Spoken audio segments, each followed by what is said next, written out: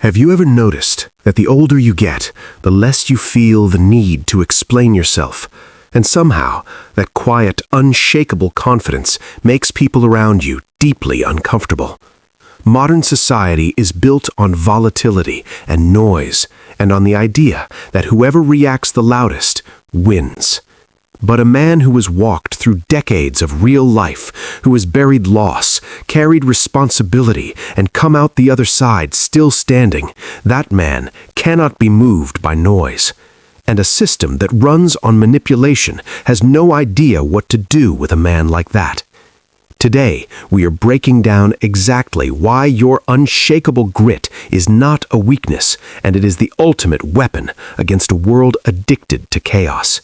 And before we go any further, if this kind of conversation speaks to you, hit subscribe right now and turn on your post notifications.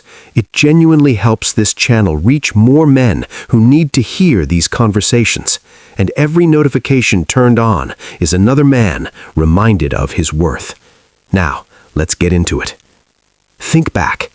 There was a time when life didn't ask for your permission and didn't wait for you to be ready.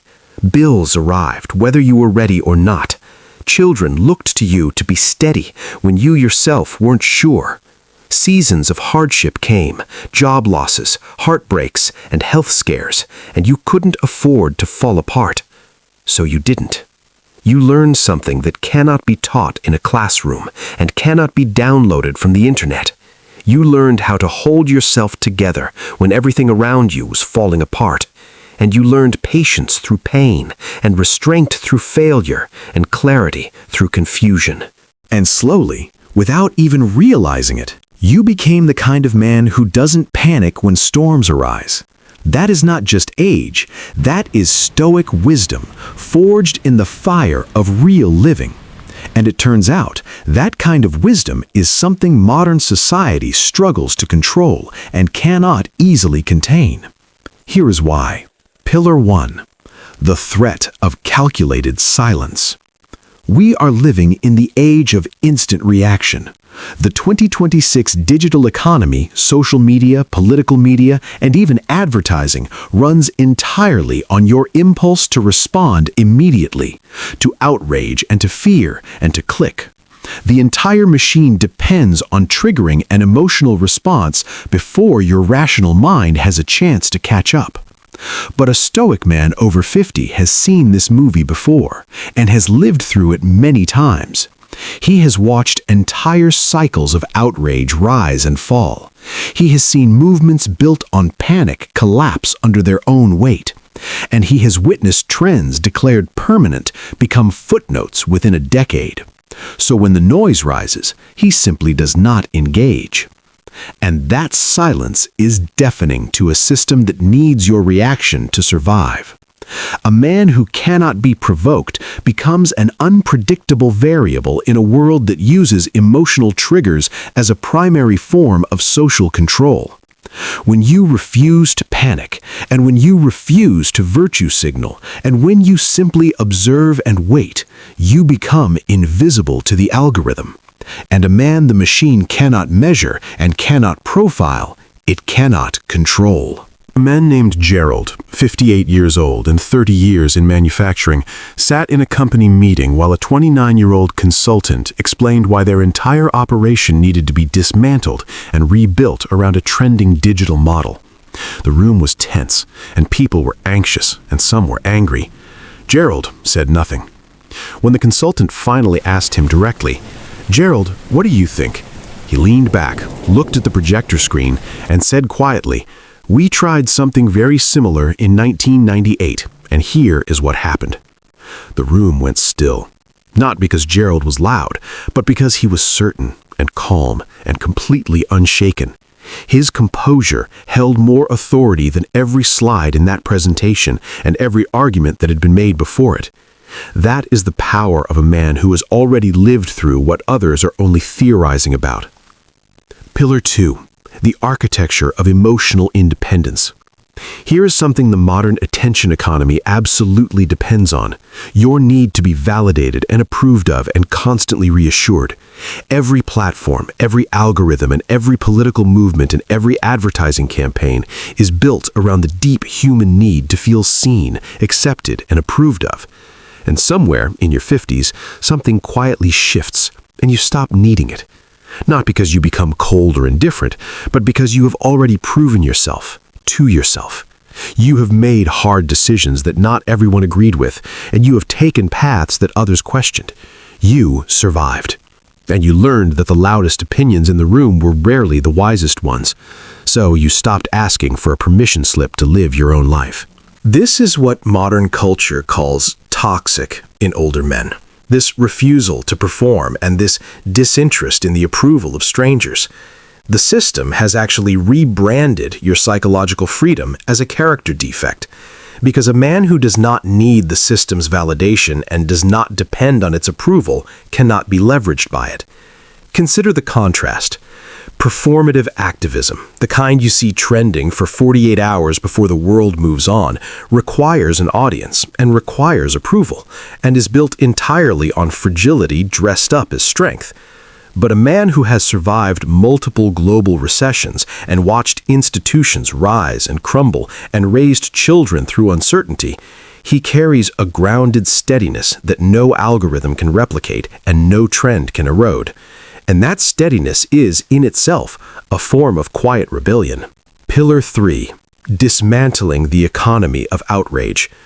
Modern marketing and political machinery are extraordinarily good at one thing: selling you a short-term emotion to distract you from long-term thinking. Fear, outrage, urgency, and the dopamine hit of belonging to the right side of an argument. Men over 50 are largely immune to this and have earned that immunity through decades of real experience. You have learned, sometimes painfully, to prioritize long-term logic over short-term comfort. You have made sacrifices that required delayed gratification measured in years and not in hours.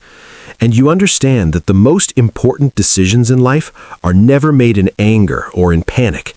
That wisdom is financially and politically inconvenient to those who need you reactive, impulsive, and easy to steer. If this is hitting home for you, do me a favor right now. Hit that subscribe button and turn on your post notifications. These conversations need to reach every man over 50 who is still questioning his value and his place in this world. Your notification turned on is someone else's wake-up call. Now, let's keep going. Pillar 4. The authority of the unseen. There is a psychological archetype that quietly commands every room it enters, not because it announces itself, but because it does not need to and has nothing left to prove. Psychologists sometimes call it the quiet professional. The man who has mastered something deeply and who has earned his knowledge through lived experience, and who no longer feels the need to advertise it or perform it for validation. True competence rarely needs to announce itself and rarely needs an audience. And that concept terrifies a generation raised on self-promotion, personal branding, and constant visibility. Younger generations, this is not a criticism, it is simply an honest observation, have all grown up in an environment where visibility equals value, and where the performance of expertise often matters more than the expertise itself. So when they encounter a man who simply knows, who does not perform, does not posture, and does not seek their approval, it creates a dissonance they cannot resolve and a tension they cannot name. They feel the weight of a standard they have not yet been required to meet and have not yet had to earn. And that is not something to be arrogant about, and it is not something to hold over them. It is something to be responsible about and to carry with humility.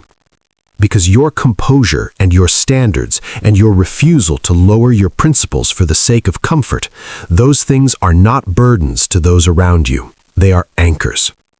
Right now, the world desperately needs anchors and the men strong enough to hold them. Think about the man you were at 25, always trying to prove something and always needing to be right, and always measuring yourself against everyone else in the room. Now ask yourself this: what changed? Was it age or was it wisdom? The answer is both. But age alone does not produce wisdom, and never has. Age produces wrinkles, and wisdom comes from paying attention, from falling down and choosing to understand why, and from choosing truth over comfort when it was not easy and when no one was watching. A man named Raymond, 54 years old and a retired firefighter, watched his son spiral into a bad situation. Poor financial decisions and a relationship falling apart and an attitude that kept pushing help away. Every instinct in Raymond told him to step in, fix it, and take control. Instead, he waited, and he showed up consistently and kept his door open. He did not lecture, did not withdraw, and did not make his son feel judged. He simply remained, steady, available, and present. 8 months later, his son knocked on his door at midnight and said, "Dad, I need help, and I should have listened sooner." Raymond did not say, "I told you so." He simply said, "Come in, sit down, and let's figure this out together." That is the wisdom of a man who has learned that being right is far less important than being present, and that patience is not passivity. It is, in fact, the highest and most demanding form of strength. Pillar 5.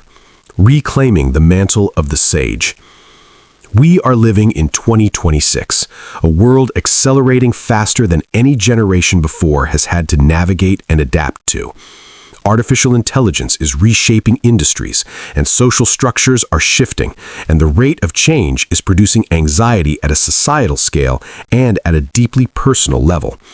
And in the middle of all that volatility and uncertainty, the world needs something it is not willing to loudly admit it needs. Men who have seen change before, survived it, and have come out the other side with their character intact. Men who understand that the panic of today is rarely as permanent as it feels, and that most storms do eventually pass. Men who can sit at the center of chaos and remain the point of stillness that others orient around and depend on. That is you, and that is the role you have been quietly prepared for by every hard season and every difficult chapter of your life. Lean into it, not as a burden, but as a calling, a purpose and a responsibility worth carrying. Maintain your composure, not because you do not feel things, and not because you are numb to the weight of the world, but because you have learned that composure is the most powerful tool you have for preserving the people you love and the community you belong to. The family that watches you and takes its cues from how you carry yourself. The younger men who observe how you handle pressure and make note of it, even when they say nothing. The community that quietly depends on the stability you project, even when they do not say so out loud, even when they take it for granted. And here is the final truth I want you to carry with you. If a broken system finds your strength threatening, your calm unsettling, and your wisdom inconvenient, that is not a red flag about you, and it is not a sign that something is wrong with who you are. That is a confirmation of your integrity and your value. Systems built on manipulation have always feared men who cannot be manipulated, cannot be bought, and cannot be rattled.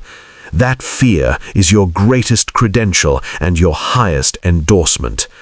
A man's life is not measured by noise, and it is not measured by applause. It is measured by the strength he carries quietly, by the lives he steadies, and by the standards he refuses to abandon, even when the world tells him those standards are outdated, inconvenient, and out of touch. But there is a question I want to leave you sitting with tonight. And it is not one you need to answer out loud, and not one you need to share with anyone. Just one worth pondering upon quietly and honestly. If everything you have survived, Every sacrifice, every setback, every quiet season of struggle, and every moment you held it together when falling apart would have been easier, if all of it was quietly shaping you, building you, and forging you into exactly the kind of man this moment in history needs, would you have chosen an easier path? Or would you choose, knowing what you know now, and having seen what you have seen, to have lived this life exactly as it came? Sit with that and let it settle, because the answer you give says everything about the man you have become and the man you are still becoming. We will see you in the next one, and most importantly, God bless you.